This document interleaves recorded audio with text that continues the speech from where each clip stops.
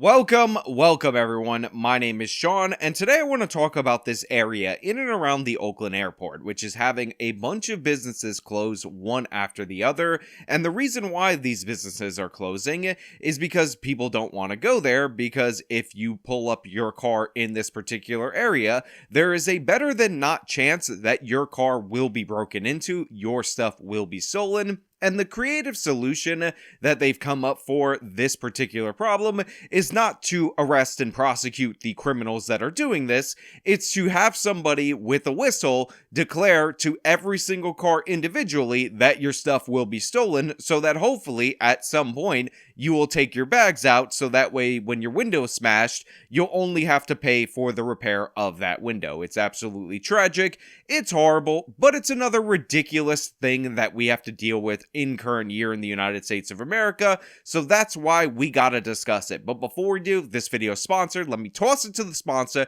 then we'll come back over here and we'll discuss it on the other side. It will be cool. You'll like it. Trust me. If you're like me, then you know firsthand that poor sleep can affect your performance throughout the course of the day. In fact, studies show that getting less than 6 hours of sleep a night can lead to mood swings, weight gain, and even low white blood cell counts. So your immune system is actually effective. And this is something that I struggle with up until I got Beam Dream Hot Cocoa. This stuff is absolutely amazing. It's all natural, sugar-free. I put it in a glass in the evening, works with hot water or with warm milk. I prefer the milk recipe, and I'm off to sleep. And one of the things that I find with Beam Dream, along with 93% of other people, according to a study, is that I get longer lasting sleep. I wake up less during the evening, and when I wake up, I don't feel like I've taken something weird and I'm all groggy in the way that you tend to do. And one of the great things about Beam Dream is that you can get it with their biggest sale of the year, which is going on right now. If you go to shopbeam.com/justicewarrior, where you will be able to receive 50% off your purchase or subscription.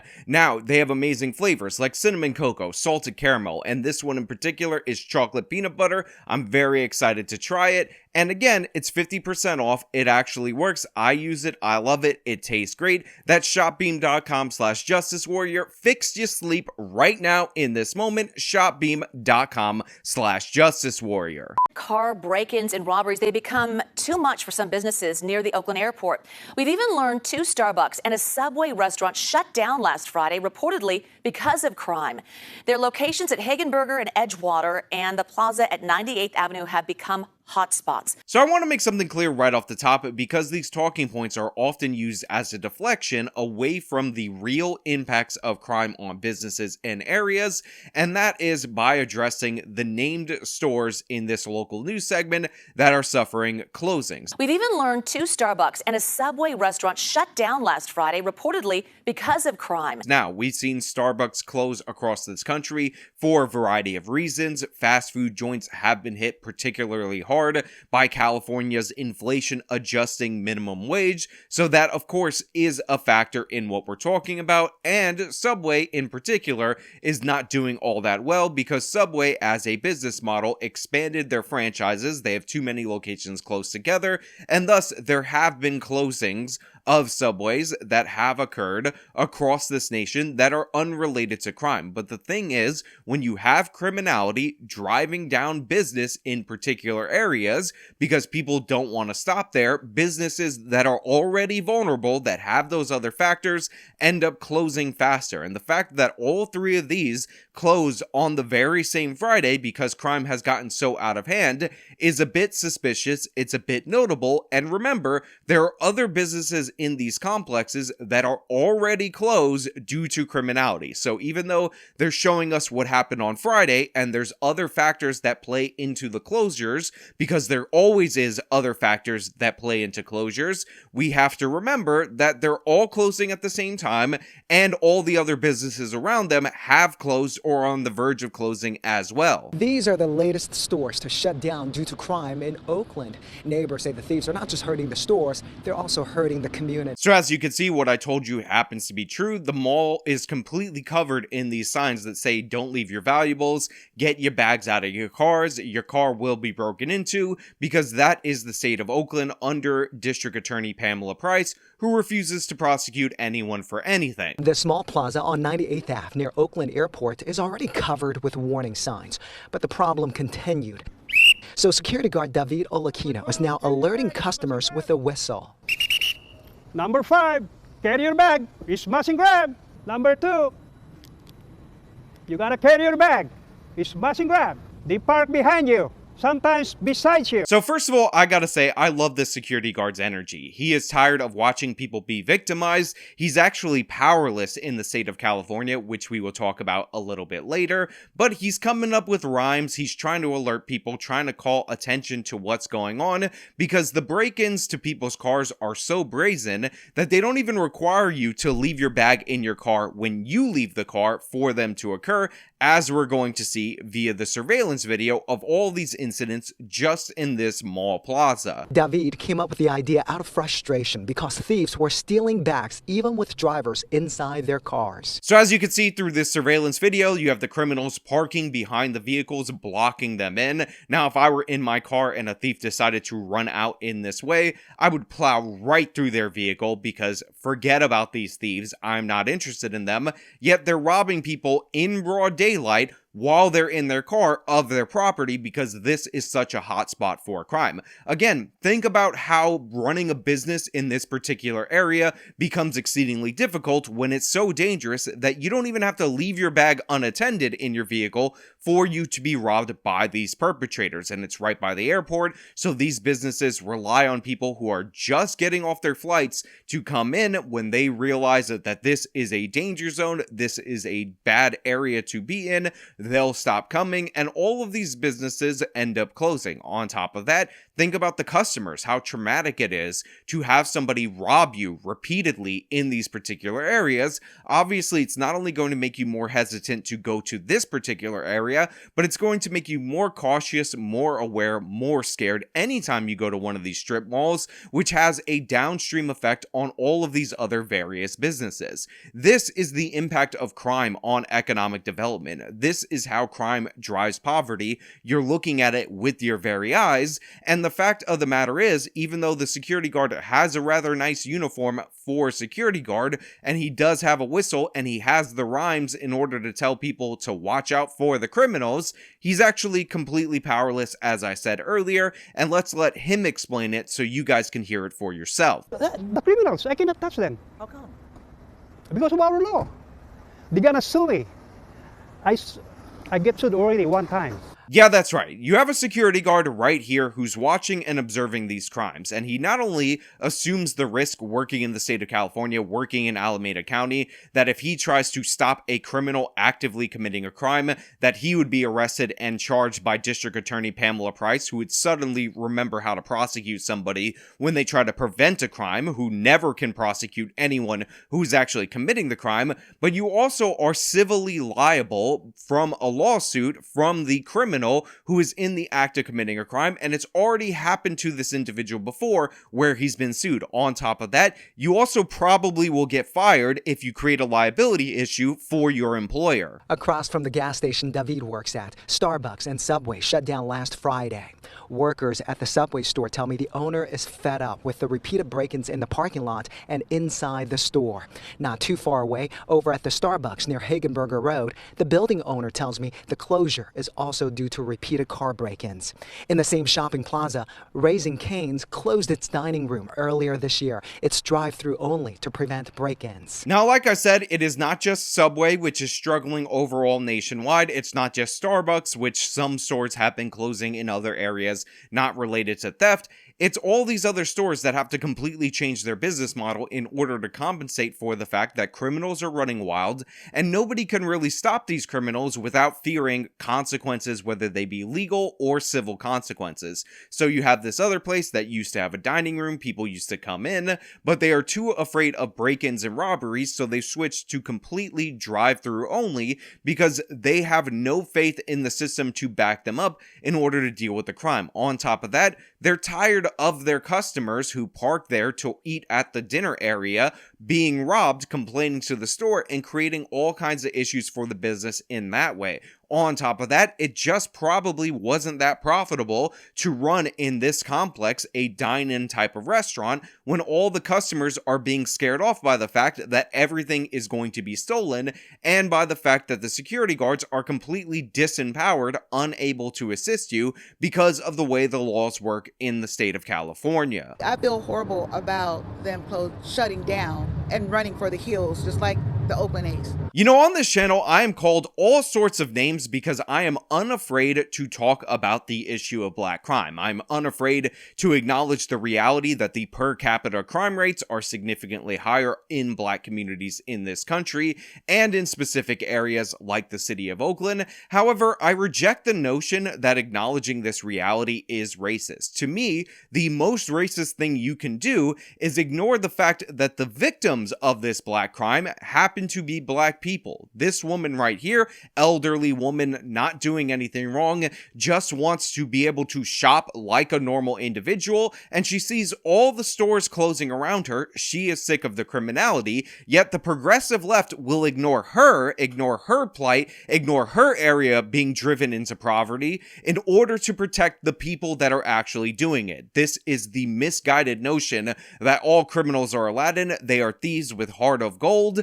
even though, again, disproportionately, the victims of this criminality, the people suffering the most from it, are black people who live in these very same neighborhoods, who don't want to be involved with criminality, who want to have a normal life, and they're unable to do so because of the black criminal. They're unable to do so because of the politician that caters to the black criminal. We saw police officers stationed at both parking lots on Friday afternoon, but workers say that's only for a few days a week. They tell me break-ins and robberies are still bad when the officers are gone. Now, as you can see for yourself, the police do show up from time to time in order to disrupt the car break-ins and burglaries that are going on here, but it's not nearly enough for a number of reasons. First and foremost, you can't just perpetually station officers in this one mall parking lot when crime and car break-ins are happening all over Oakland.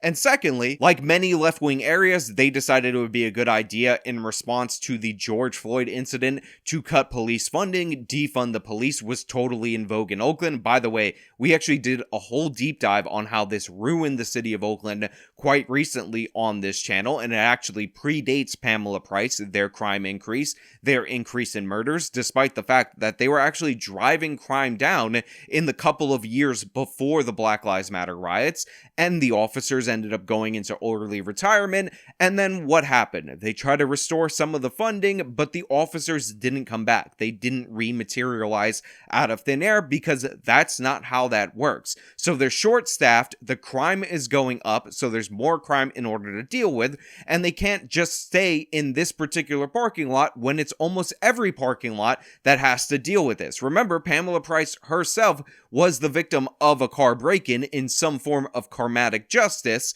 and that is what the people of Oakland have to deal with due to the idiotic moves of their politicians. And by the way, don't think I'm unaware of the fact that they did vote these politicians into power, but remember, a bunch of these people were in favor of increasing police funding, increasing the officers on the street, that reduced crime, and then they changed their minds after the Black Lives Matter riots. Oakland police report about 12,000 car break-ins so far this year. It's up 32% compared to last year. They're up 32% in comparison to last year. Almost 12,000 car break-ins in the city of Oakland. It's absolutely tragic.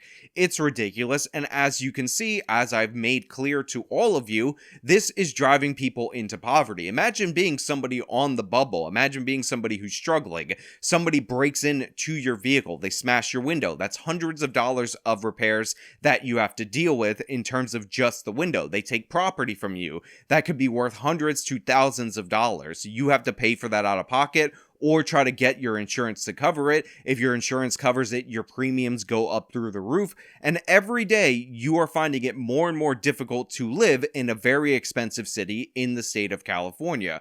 And then the businesses in that particular area have to do with reduced traffic, people not wanting to go there. They have to alter their business model in order to deal with the criminality, spend money on security in the hopes that that will deter criminals, while at the same time assuming a liability risk because the criminals have more rights than the security guards meant to protect the law-abiding citizens.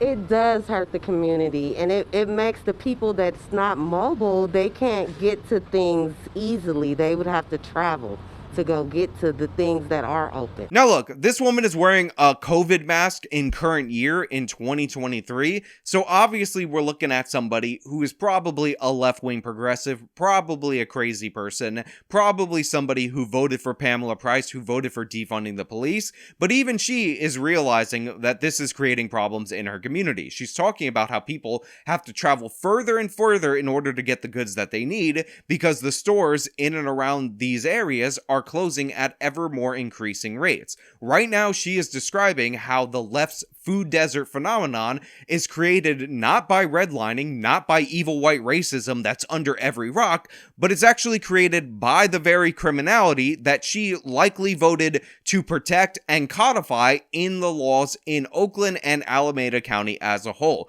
Hopefully she course corrects. Hopefully she votes for the recall of Pamela Price. However, there's a lot of damage done in Oakland, and just getting rid of one person, while symbolically a good move, isn't actually going to change anything for the better in any significant way. I do think it will have an impact, but that will be minuscule unless you get the officers back on the streets, and unless you change the laws not only in the city of Oakland, but in the state of California that prevents these people from being sent to prison. Remember, California classifies very few crimes as violent felonies, and in fact, certain violent felonies aren't even called violent felonies, and the reason that matters is that they passed a law that says that unless you commit this category of crime, serious violent felonies, you can't be sent to prison. You have to be sent to county jail, but the county jails are being overfilled, so you have people being convicted of felony after felony being released with just days of time served, if even that,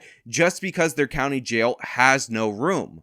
Oakland police say in addition to deploying officers here, they're collaborating with the Port of Oakland and the airport to have more security officers in the area. They say auto burglaries are slowing down. So they're saying that auto burglaries are slowing down, which is very sketchy verbiage right there. Something that you always got to listen to whenever these people talk about criminality, because of course they're slowing down. Typically, crimes end up going down at least a little bit as we get into the colder months. Oakland is in Northern California, so even though it's up 32%, it's actually accelerating the rate of auto break-ins in the city of Oakland. Yeah, at this moment in time, in November of 2023, it's slowing down compared to the peak, which I'm assuming happened in and around the summer. Isn't that great? Isn't that fantastic? That now it's slowing down, wink wink, even though it's up 32% year over year from 2022. And as we talked about in the Bay Area, San Francisco, and Oakland, car burglaries are significantly on the rise in this area. So whether they started slowing down 8 minutes ago or not should be irrelevant, yet the news presents it as if it is a positive indicator. Carry your bag. It's smash and grab. As for Smash and David, grab. he'll keep blowing his whistle. Both women and men are holding on to their bags. They were happy about it, and they always say thank you. Thank you for reminding them. Look, I like this guy's energy. I like his spirit. He diagnoses the problem quite well, and he's trying to help within the parameters that he can. But the fact of the matter is, he's just too limited in the state of California in that he's going to be held responsible in a way that a criminal just never will be in the city of Oakland. It's sad, it's tragic, and this is the destruction of an urban community, the hollowing out of a metropolitan area before our very eyes. We know exactly how this is being done, exactly how to reverse it, but there is not the political will, at least from the political class, in order to do so. Business owners say because these two shopping plazas are considered hotspots, they want officers to station here 24/7, not just on certain days or hours. Now look, I understand the plight of the business owners. I understand what they want, and I understand why they want it. If I was doing business in a particular area, where even if I hired a security guard, he was essentially powerless, I would want 24-hour police protection as well. But the fact of the matter is, resources are quite thin, and even though this is a hotspot, there are plenty of hotspots all around the Oakland area that are just as dangerous, if not more dangerous, for people who suffer from car break-ins, that you can't really protect all of them. What you need is the ability to keep these repeat offenders off the streets. That has been taken away in 3 different ways in the state of California and in the city of Oakland. You have DA Pamela Price, you have that California law that I referenced earlier, and you have a mayor who is objectively weak on those issues. Plus, on top of that, you have a short-staffed police force. It's absolutely disastrous. We're seeing the consequences of it. And honestly, I don't expect it to get better anytime soon, especially when the news is saying, well, it's slowing down because it's winter. Isn't that a good thing? Don't worry about it absolutely at all. But hey, those are just my thoughts. Let me know your thoughts down in the comments below. If you like this video, show them by leaving a like, subscribe for more content, follow me on my social media, support me via the support links in the description of this video. This has been me talking about how an area was completely ravaged by car thieves. Till next time.